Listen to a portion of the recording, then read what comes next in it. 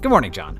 Parks and Rec was an extremely special television program. Not only was it hilarious, it was also friendly and kind and thoughtful and full of people who disagreed but enjoyed each other. And this is highlighted in a relationship between two main characters who could not disagree more politically. Government is bad, business is good, free market. Me want more pointless social programs. Yummy, yummy, yum. They disagree a lot. They disagree on politics and on friendship. I'm not interested in caring about people. And weapons at work.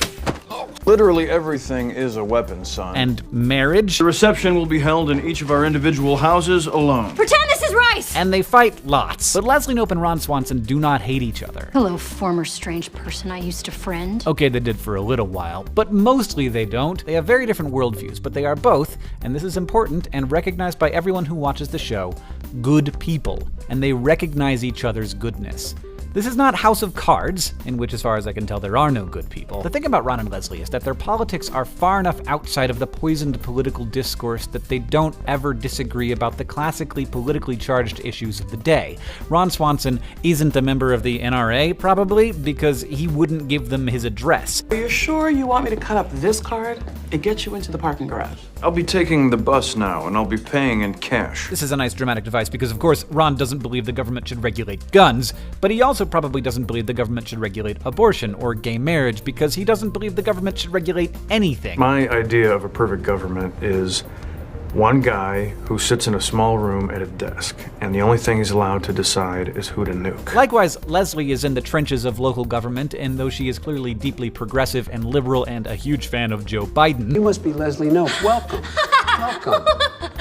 she isn't talking about gun control or immigration, she's just trying to make the Parks Department work. Which means that the politics of the show, while clearly liberal, are also disconnected from these extremely tense and seemingly intractable political debates, which makes it more believable that two people with such different belief systems could come to be close friends. Are we gonna hate each other someday? I don't think so.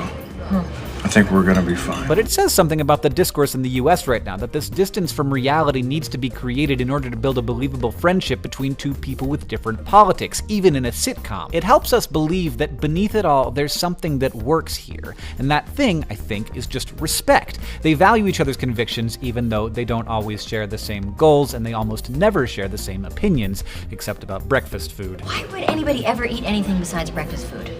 People are idiots, Leslie. Nowadays, there's so much more to the issues than the issues. An attack on a government policy or an enaction of a new policy can feel like an attack on our identity, an attack on us. But Ron and Leslie are able to move beyond that and share the world with each other, and they shared it respectfully and with kindness and the ability to value each other despite their differences.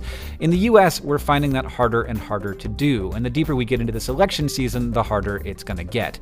We see the opposition more than ever both monolithically and negatively. You can live your entire life without knowing a single person who would even consider voting for the other side. We stay inside our bias-affirming filter and think that anyone who disagrees with us must either be ignorant or evil.